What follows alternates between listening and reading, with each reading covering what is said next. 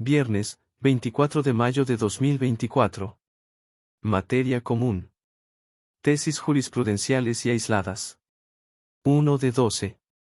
Registro digital, 2028822. Tipo, jurisprudencia. Omisión del Ministerio Público de investigar tortura. Es competente para conocer del juicio de amparo que se promueva en su contra, el juez de distrito con jurisdicción en el lugar en donde radica la autoridad a la que se le atribuye la omisión. Hechos: un tribunal colegiado y un pleno de circuito conocieron de distintos casos en los que se promovieron amparos en contra de la omisión del Ministerio Público de investigar actos de tortura. Sin embargo, las demandas se presentaron en un lugar diverso a aquel en el que radicaba la autoridad omisa, por lo que surgieron sendos conflictos competenciales. Por otra parte, el tribunal colegiado consideró que el acto es omisivo y sin efectos positivos, por lo que el órgano jurisdiccional competente debía ser el del lugar en el que se presente la demanda. En cambio, el pleno de circuito sostuvo que el acto es omisivo, pero con efectos positivos, por lo que el órgano de amparo competente debía ser el del lugar en donde se tramita la denuncia de tortura. Criterio jurídico: la omisión del Ministerio Público de integrar una investigación por actos de tortura constituye un acto omisivo que conlleva efectos positivos, por lo que el juez o jueza de distrito competente para conocer del juicio de amparo promovido contra dicha omisión es quien tiene jurisdicción sobre el lugar en el que radica la autoridad responsable, pues es ahí en donde se lleva a cabo la omisión de investigar. Justificación: los actos que se reclaman en el juicio de amparo se clasifican en positivos, negativos y omisiones o abstenciones. Los actos omisivos o abstenciones son aquellos en los que las autoridades incumplen con un deber de hacer, ya sea de fuente legal o constitucional. Los actos positivos implican un hacer voluntario y efectivo de la autoridad responsable. Los actos negativos consisten en que la autoridad expresamente se niega a realizar lo solicitado por el gobernado. Precisado lo anterior, los actos omisivos con efectos positivos son considerados como las omisiones que generan un efecto material, el cual seguirá ejecutándose hasta en tanto la autoridad cumpla con su deber de hacer. De conformidad con el artículo 21 de la Constitución Política de los Estados Unidos Mexicanos, es obligación del Estado iniciar, sin dilación y con la debida diligencia, una investigación seria, imparcial y efectiva ante hechos posiblemente ilícitos, lo que corresponde, de manera exclusiva, al Ministerio Público. De manera específica, el legislador promulgó la Ley General para prevenir, investigar y sancionar la tortura y otros tratos o penas crueles, inhumanos o degradantes y estableció en su artículo 35 que la investigación y persecución de este tipo de delitos se llevará a cabo por fiscalías especializadas que cuentan con obligaciones específicas de actuación. Por ello, frente a una denuncia de actos de tortura, el Ministerio Público tiene la obligación de investigar a través de actos específicos establecidos en la norma. No cumplir con lo anterior tiene naturaleza jurídica de omisión, pues implica no acatar la obligación determinada por la ley de investigar los delitos de tortura cuando son hechos de su conocimiento. Esta omisión tiene efectos positivos debido a que el no hacer del Ministerio Público conlleva como efecto material la transgresión del derecho de acceso a la justicia de manera pronta y expedita de las víctimas de ese delito, lo que no cesará hasta que se lleve a cabo la investigación en los términos constitucionales y legales previstos. Por esa razón, cuando se reclama en un juicio de amparo indirecto esa omisión del Ministerio Público, corresponde conocer de la demanda de amparo al juzgado de distrito que radica en el lugar en donde se encuentre la autoridad responsable, pues en términos del artículo 37 de la Ley de Amparo, es en donde se está ejecutando la omisión de investigar el delito de tortura. Primera Sala. 2 de 12. Registro digital, 2028823. Tipo, aislada. Apercibimiento en amparo para tener al oferente de una prueba por desinteresado en su desahogo. Está justificado solo cuando éste debe realizar alguna conducta necesaria para su desahogo. Hechos: una persona reclamó en amparo indirecto un emplazamiento que supuestamente se le realizó en un juicio mercantil. Afirmó que se practicó en una finca que no tenía nada que ver con su persona, por lo que ofreció la inspección judicial. La persona juzgadora ordenó su desahogo e indicó a la quejosa que debía presentarse en las instalaciones del juzgado de distrito para que, en compañía del funcionario judicial, acudiera a la diligencia, bajo el apercibimiento que, de no hacerlo, se le tendría por desinteresada del desahogo de la prueba, lo que ocurrió.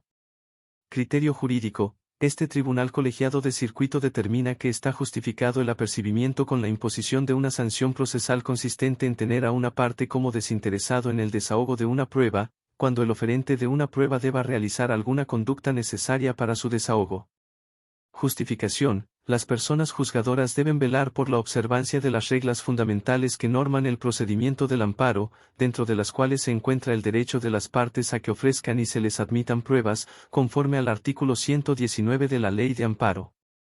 La exclusión de pruebas, sea porque se desechen o se tenga a la quejosa por desinteresada en su desahogo, ha sido considerada una decisión de características trascendentales y graves que puede causar un daño o perjuicio a alguna de las partes no reparable en la sentencia definitiva. Por consiguiente, esa decisión de exclusión debe tener una justificación sólida, ya que ciertamente dentro de esa observancia de las reglas fundamentales que norman el procedimiento del juicio de amparo, también se localiza una adecuada observancia a la celeridad y prontitud que debe regir en la sustanciación y resolución del juicio de amparo.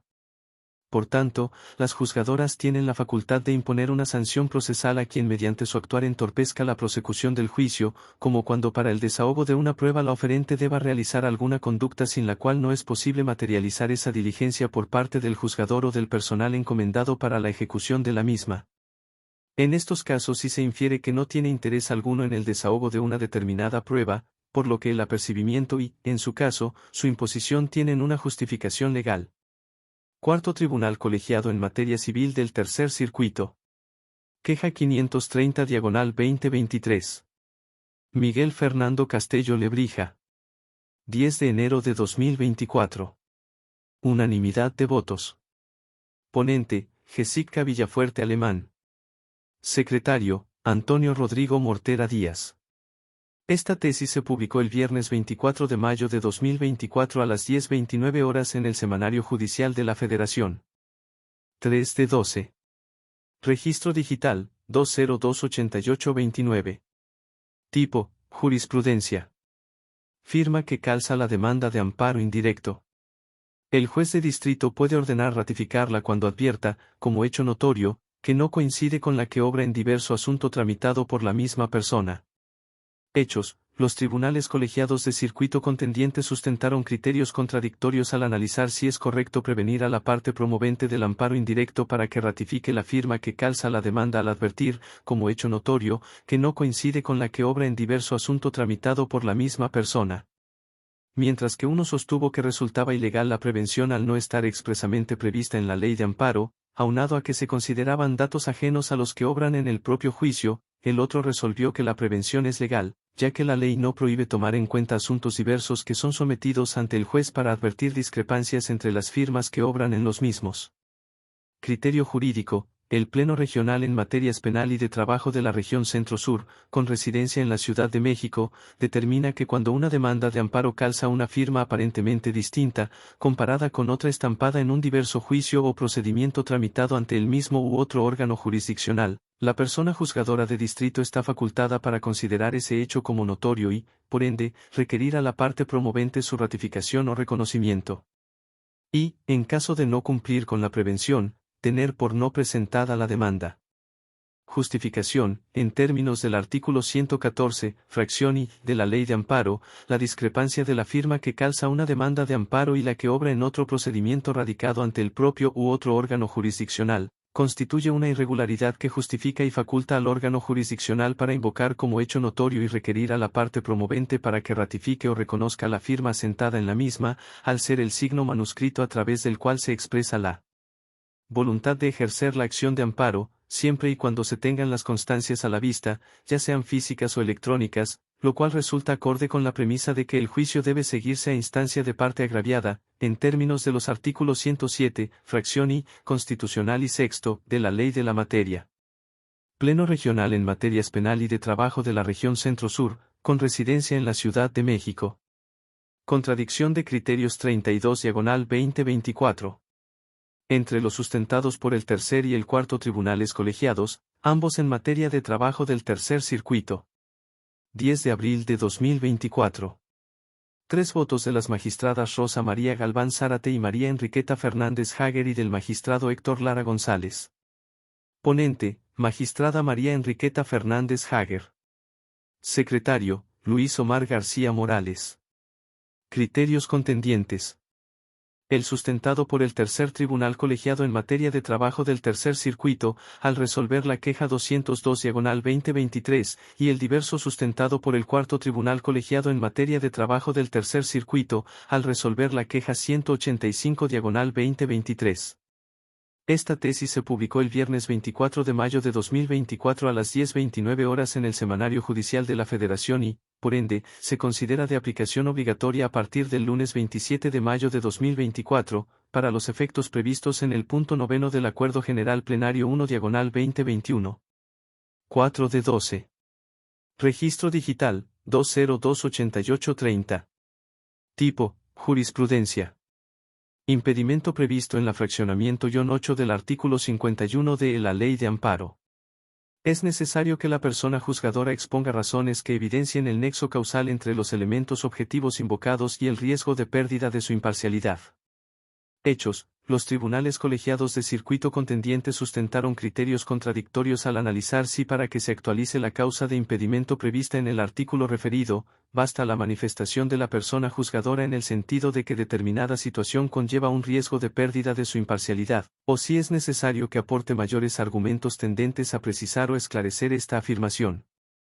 Criterio jurídico: el Pleno Regional en Materias Penal y de Trabajo de la Región Centro-Sur, con residencia en la Ciudad de México, determina que para que se actualicen los supuestos excepcionales de impedimento previstos en el artículo 51, fracción 8, de la Ley de Amparo, por regla general, no basta la sola manifestación de la persona juzgadora en el sentido de que determinada situación conlleva un riesgo de pérdida de su imparcialidad, sino que es necesario que precise la relación causal existente entre el elemento o los hechos objetivos que invoca y el riesgo de pérdida de imparcialidad. Justificación: en la jurisprudencia 2A/J, 100/2018, décima, la segunda sala de la Suprema Corte de Justicia de la Nación sostuvo que las personas juzgadoras deben conducirse, por la templanza, así como por la moderación de las pasiones y los sentimientos, lo que implica que se sobrepondrán, por regla general, a las posibles influencias externas e internas que puedan incidir en sus decisiones y, consecuentemente, solo de forma excepcional deberán excusarse para conocer de determinado asunto. Cuando se presenten las circunstancias que prevé el artículo 51 de la Ley de Amparo, en sus primeras 7 fracciones, así como otras en las que existan elementos objetivos, reales o concretos, que impliquen un riesgo para su imparcialidad, de conformidad con la diversa fracción 8. Tratándose de los supuestos atípicos comprendidos en la fracción 8, no basta, por regla general, que la persona juzgadora manifieste que determinada circunstancia o hecho afecta su imparcialidad, sino que es necesario que exponga argumentos suficientes que justifiquen por qué su actuación podría verse comprometida para favorecer o perjudicar indebidamente a alguna de las partes, riesgo que deberá ser valorado y calificado, caso por caso, por el órgano al que corresponda su resolución. Pleno Regional en Materias Penal y de Trabajo de la Región Centro-Sur, con residencia en la Ciudad de México. Contradicción de criterios 40/2024. Entre los sustentados por los tribunales colegiados primero y segundo, ambos en materia penal del séptimo circuito. 3 de abril de 2024. 3 votos de las magistradas Rosa María Galván Zárate y María Enriqueta Fernández Hager y del magistrado Héctor Lara González. Ponente, magistrada Rosa María Galván Zárate. Secretario, Eduardo Alfonso Guerrero Serrano. Criterios contendientes. El sustentado por el primer tribunal colegiado en materia penal del séptimo circuito, al resolver el impedimento 9/2023, y el diverso sustentado por el segundo tribunal colegiado en materia penal del séptimo circuito, al resolver los impedimentos noviembre de 2023, diciembre de 2023 y 13/2023. Nota: la tesis de jurisprudencia 2A/J, 100/2018, décima, de rubro, impedimento. Las manifestaciones ofensivas expresadas por alguna de las partes en el juicio de amparo contra el juzgador no constituyen, por regla general, un elemento objetivo del que pueda derivarse el riesgo de pérdida de imparcialidad a que se refiere la fraccionamiento 8 del artículo 51 de la Ley de Amparo, citada. Aparece publicada en el Semanario Judicial de la Federación del 5 de octubre de 2018 a las 10:15 horas y en la Gaceta del Semanario Judicial de la Federación, décima época, libro 59, tomo primero. Octubre de 2018, página 991, con número de registro digital, 2018067. Esta tesis se publicó el viernes 24 de mayo de 2024 a las 10:29 horas en el Semanario Judicial de la Federación y, por ende, se considera de aplicación obligatoria a partir del lunes 27 de mayo de 2024, para los efectos previstos en el punto 9 del Acuerdo General Plenario 1/2021. 5 de 12. Registro digital, 2028831. Tipo, aislada. Improcedencia del juicio de amparo indirecto por cambio de situación jurídica. No se actualiza dicha causal cuando se reclama la resolución que define la competencia por materia en el juicio ordinario civil, por el hecho de que en este se dicte la sentencia definitiva. Hechos: en el juicio de amparo indirecto se reclamó la resolución que definió la competencia por materia para conocer de un asunto en el juicio ordinario civil, el que continuó con su tramitación y se dictó la sentencia definitiva antes de que se resolviera el fondo del amparo. Posteriormente se negó la protección constitucional y en el recurso de revisión interpuesto por la quejosa, la tercera interesada hizo valer la causal de improcedencia por cambio de situación jurídica. Criterio jurídico: este tribunal colegiado de circuito determina que no se actualiza la causal de improcedencia del juicio de amparo indirecto por cambio de situación jurídica, cuando se reclama la resolución que define la competencia por materia en el juicio ordinario civil, por el hecho de que en este se dicte la sentencia definitiva. Justificación: lo anterior, porque la circunstancia de que se dicte la sentencia definitiva en el juicio en el que se emitió la resolución sobre la competencia por materia, impugnada en el juicio de amparo indirecto, no constituye un cambio de situación jurídica que actualice la causal de improcedencia prevista en la fracción 17 del artículo 61 de la Ley de Amparo, ya que la competencia constituye un presupuesto esencial para la prosecución del proceso y del dictado de la sentencia respectiva. Aunado a que de concederse el amparo se dejará insubsistente la resolución reclamada con todas sus consecuencias, inclusive la sentencia definitiva emitida, de manera que sus efectos quedan destruidos jurídicamente por la concesión de la protección federal, restableciendo las cosas a la situación que tenían antes de la violación reclamada, es decir, declarando el derecho del quejoso a que se determine la autoridad competente que le corresponde conocer del juicio. Lo anterior, porque la competencia en el proceso es una cuestión condicionante para su debido desarrollo y, por tanto, la sentencia o resolución que pone fin al juicio se supedita a que aquella se defina adecuadamente. Tribunal Colegiado en Materia Civil y Administrativa del 14º Circuito. Amparo en revisión 378/2022. 4 de octubre de 2023. Unanimidad de votos. Ponente: Teddy Abraham Torres López. Secretario: Marco Antonio Rayo Méndez. Esta tesis se publicó el viernes 24 de mayo de 2024 a las 10:29 horas en el Semanario Judicial de la Federación. 6 de 12.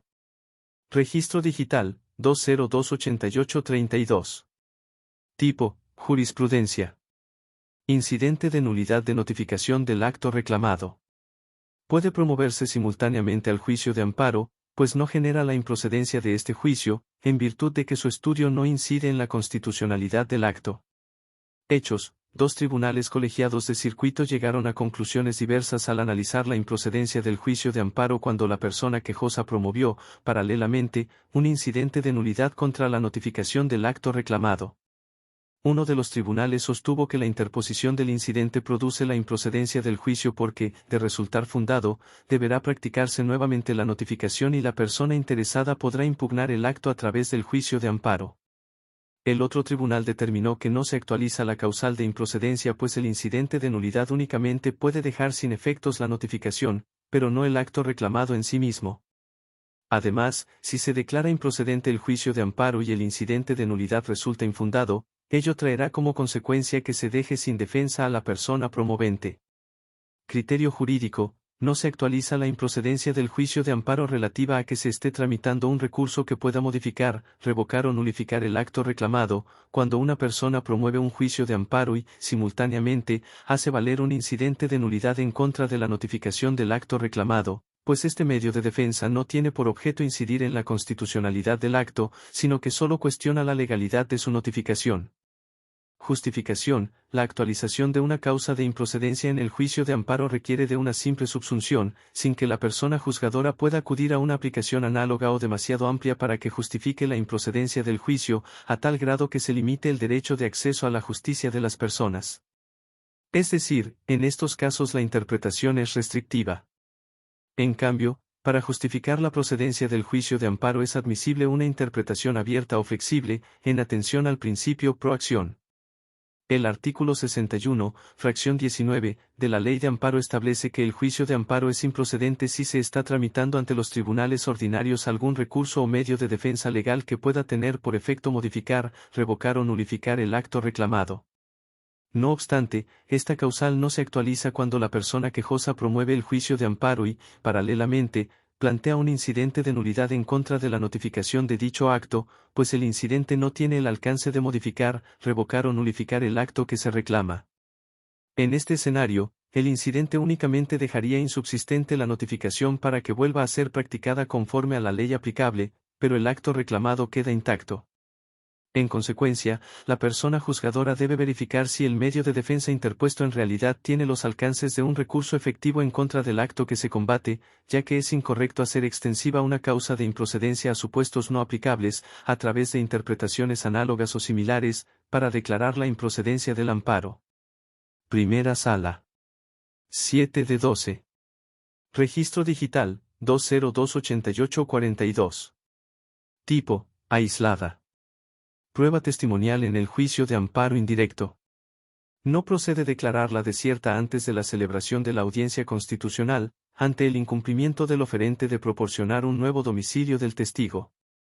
Hechos: en el juicio de amparo indirecto la quejosa ofreció la prueba testimonial a cargo de determinada persona y ante la imposibilidad de citarla en el domicilio señalado por el oferente, el juez la requirió para que proporcionara uno diverso, con el apercibimiento que de no dar cumplimiento se tendría por no ofrecida, en virtud del incumplimiento a dicha prevención, antes del día y hora señalados para la audiencia constitucional, se declaró desierta la prueba testimonial. Criterio jurídico: este tribunal colegiado de circuito determina que no procede declarar desierta la prueba testimonial en el juicio de amparo indirecto antes de la celebración de la audiencia constitucional, ante el incumplimiento del oferente de proporcionar un nuevo domicilio del testigo. Justificación: lo anterior, porque de la interpretación sistemática de los artículos 119, 123 y 124 de la Ley de Amparo, se colige que una vez anunciada la prueba testimonial y señalada la fecha para la celebración de la audiencia constitucional, la probanza será desahogada en la etapa de pruebas de esta. De esa manera, si el oferente de la prueba no satisface la carga procesal de proporcionar diverso domicilio del testigo como le fue requerido y con base en dicho incumplimiento el juez de distrito declara desierta la prueba testimonial, debe darse oportunidad al quejoso de lograr esa presentación por la diversa vía que prevé la Ley de Amparo, es decir, que lo presente el día y hora señalados para la audiencia constitucional, ante la imposibilidad del órgano jurisdiccional de lograr anticipadamente la citación oficial.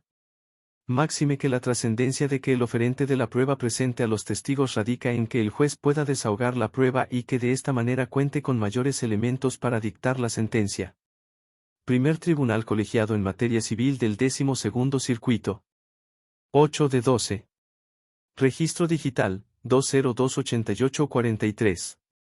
Tipo, jurisprudencia. Recurso de queja contra el desechamiento de plano de la demanda de amparo. Si durante su trámite la parte quejosa se desiste del juicio, el tribunal colegiado solo debe reflejar ese desistimiento y declarar sin materia el recurso en cuestión. Hechos: los tribunales contendientes sostuvieron criterios diferentes en cuanto a la forma en que se debe resolver un recurso de queja interpuesto contra el desechamiento de plano de una demanda de amparo indirecto, cuando, durante el trámite de dicho medio de impugnación, la parte quejosa se desiste del juicio constitucional.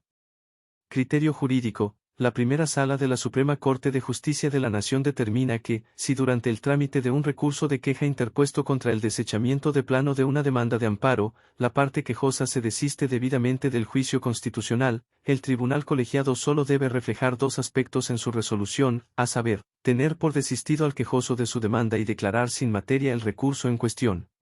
Justificación: si para promover el juicio de amparo se brinda una relevancia fundamental a la voluntad del quejoso para iniciarlo, entonces resulta lógico que esa misma voluntad sea respetada cuando se manifiesta en el sentido de no continuar con el juicio, inclusive si ello ocurre en una fase impugnativa, como lo es cuando se interpone un recurso de queja contra el desechamiento de plano de una demanda de amparo que inicialmente se tenía intención de hacer valer, sin que ello dé lugar a que el tribunal colegiado sobresea el juicio con motivo del desistimiento, pues en estos escenarios no tiene efecto útil sobreseer un juicio constitucional en el que, de origen, la demanda no fue admitida por haberse advertido una causa notoria y manifiesta de improcedencia.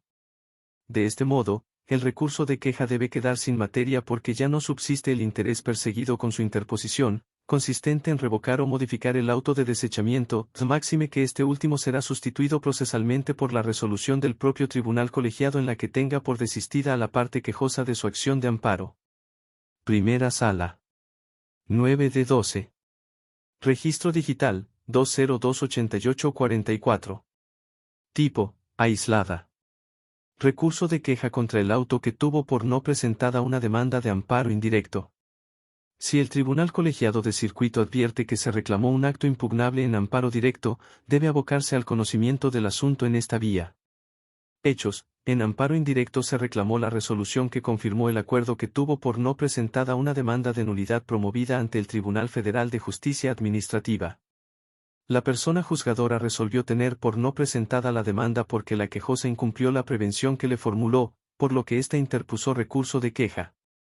Criterio jurídico: este órgano jurisdiccional determina que si en el recurso de queja interpuesto con fundamento en el artículo 97, fracción I, inciso A, de la Ley de Amparo contra el auto que tuvo por no presentada una demanda de amparo indirecto, se advierte que se reclamó un acto impugnable en amparo directo, el tribunal colegiado de circuito debe abocarse al conocimiento del asunto en esta vía.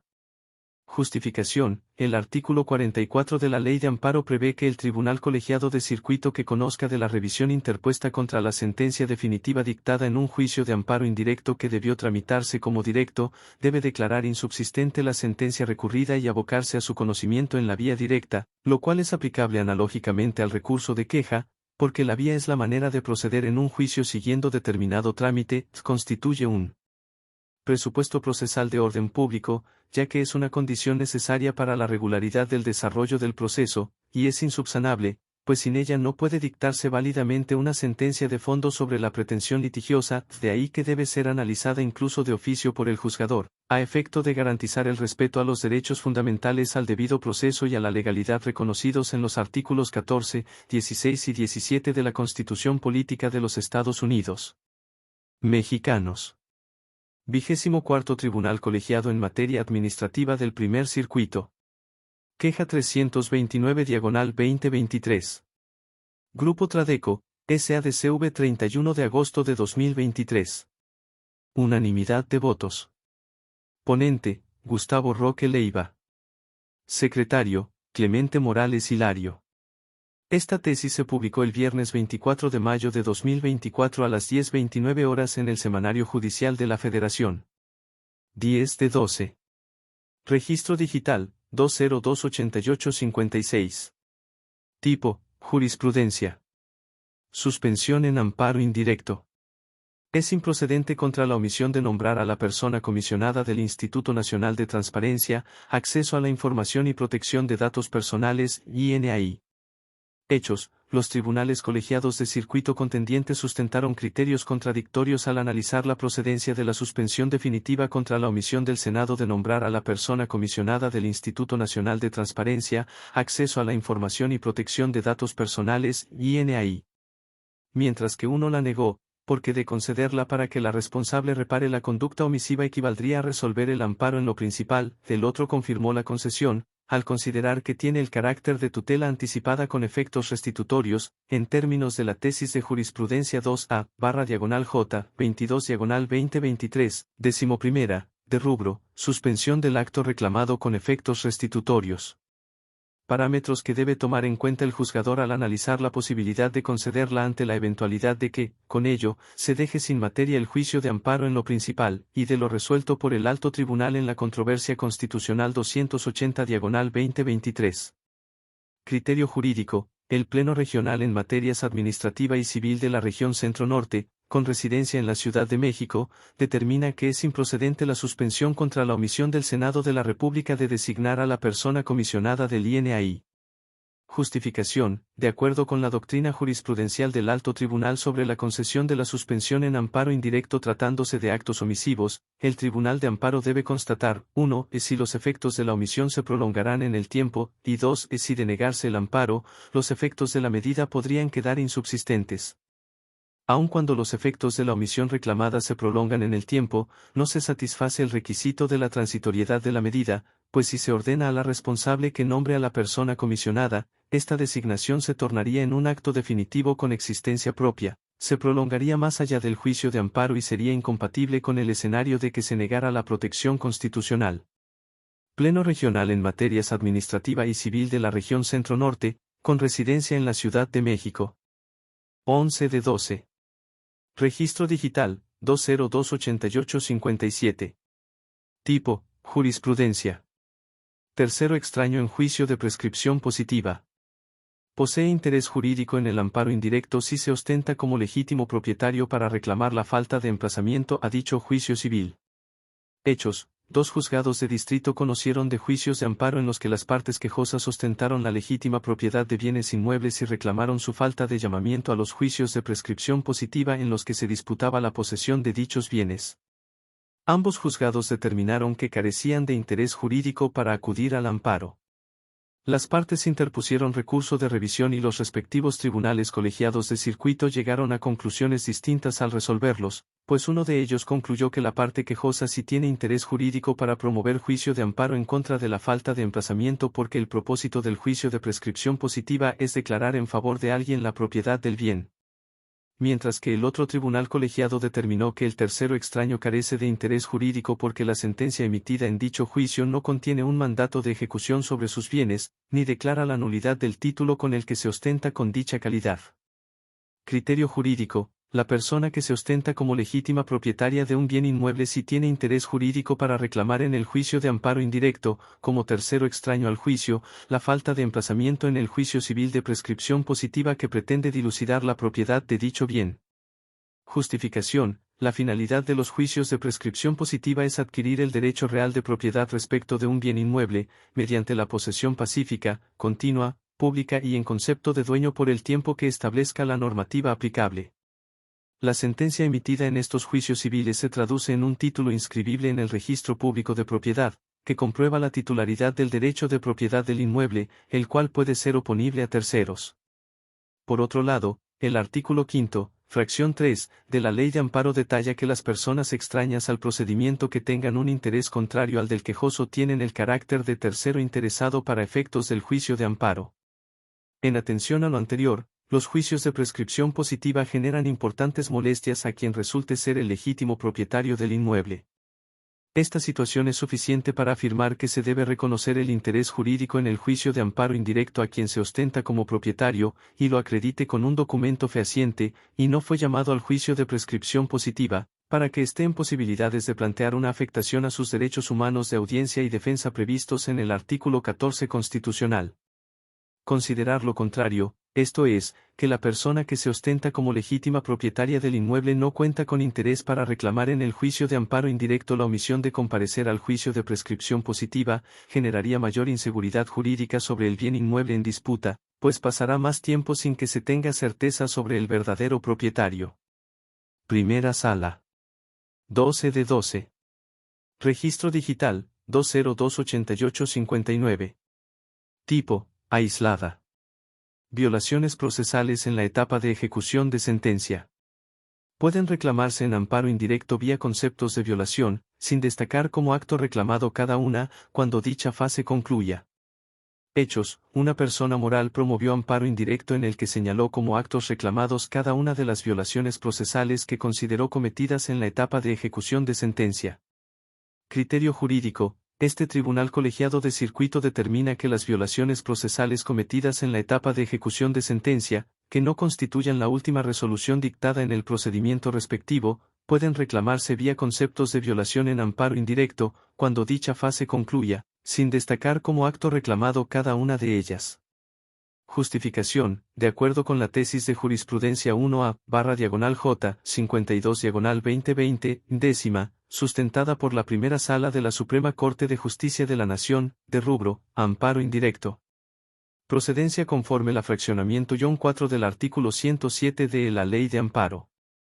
La orden de escrituración en rebeldía o desalojo ante el desacato del ejecutado constituye un acto de la etapa de ejecución, Los actos que tienen vinculación directa con la ejecución de lo fallado en juicio corresponden a la etapa de ejecución, al estar relacionados directamente con el objeto de la ejecución de la sentencia, además de ser consecuencia directa y necesaria de la resolución jurisdiccional que pretende ejecutarse, por lo que el amparo indirecto procederá solo contra el último acto judicial de ejecución, el cual puede ser cualquiera de los tres siguientes: el que aprueba o reconoce de manera expresa o tácita el cumplimiento total del fallo, declara la imposibilidad material o jurídica para darle cumplimiento, o el archivo del expediente, de ahí que no pueden impugnarse de forma autónoma, sino como violaciones procesales de la fase de ejecución una vez que ésta concluya.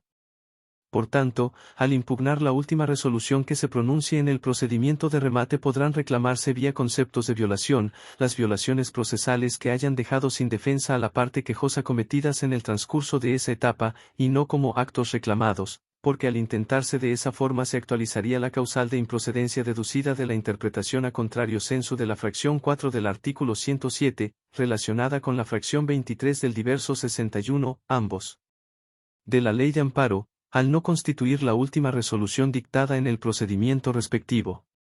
Segundo Tribunal Colegiado del 17º Circuito.